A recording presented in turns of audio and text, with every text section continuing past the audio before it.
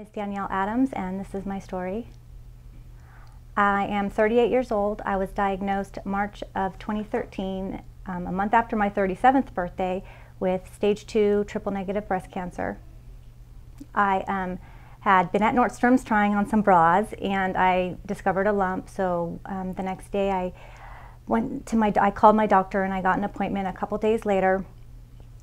And she, gave me an exam, and she thought it was just a cyst because of my age, and she wanted me to go have a mammogram anyways, just to double check everything.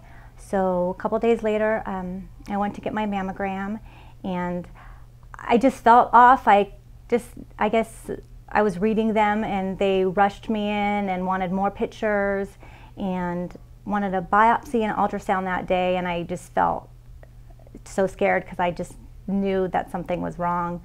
2 days later, they called me back to the doctor's office, and my husband came with me, and we went in, and they told me I had breast cancer.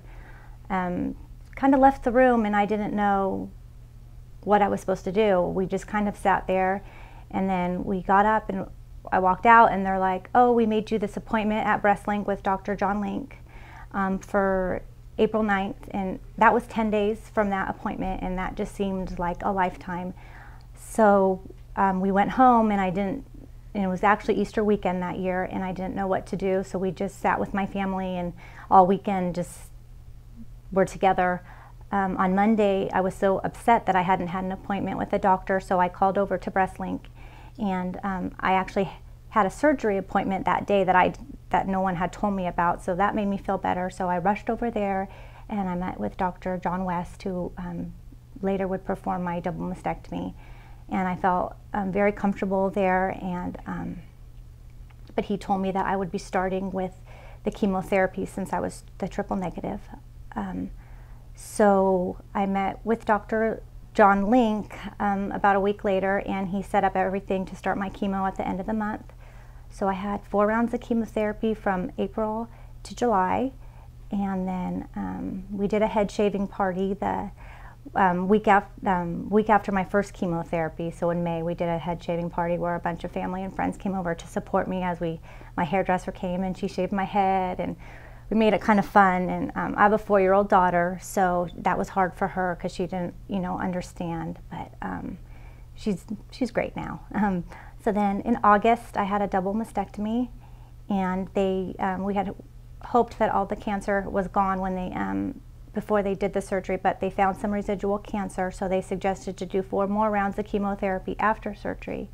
So I did 4 more from September to October, and then I had my reconstruction, my implants put in December, so that was nice to be done in the calendar year and put that behind me. So 2014 started fresh and new for me, and I'm back to work full-time and just getting my energy back, and it's great to be with my family and my friends, and I had a really great team. My sister, I couldn't, it's hard to go to those appointments to hear what they have to say, so my sister came and wrote everything down because we didn't want my husband to lose our insurance because we needed that, and so he went to work, and my sister did everything with me, so that was really, really nice. And that's about it. Here I am today, and I'm feeling better, and I got some hair, and that's about it. Thankfully, I work for my dad, so he was really great. I mean, it was nice to, he knew I wasn't feeling well, obviously, when I was doing my chemo. I tried to work, and I came in sometimes, and he had a bed in the back office so I could take a nap and stuff like that. I did spend a lot of time at home with my computer doing some work from there. I lost some friends that I thought I was closer to, but then I became closer to friends that I didn't realize I would have a connection with, that maybe were just more of an acquaintance. But me and my sister grew even closer since she was such a big help to me. I had a really rough time. I had a really rough time eating. It was more of a psychological thing. I was scared to eat because I just kept on going onto the internet and seeing and reading scary articles that I probably shouldn't have been reading, and everyone told me to stop. But that, after talking to some women, I met a couple great support groups. That was really helpful to make me feel more confident and that it wasn't just me. I'm not the only one going through this, but it's tough being so young, because most of the women that I met were considerably older than me. So, but then I have recently met a younger group of women, so it's nice to have that connection with people. Oh my gosh, just listen to your doctors, but also listen to yourself, because they talk big on getting a second opinion, that's so important. Now I didn't. I stayed at BreastLink because I felt comfortable there.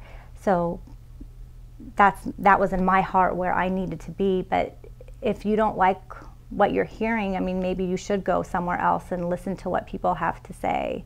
And don't read the internet.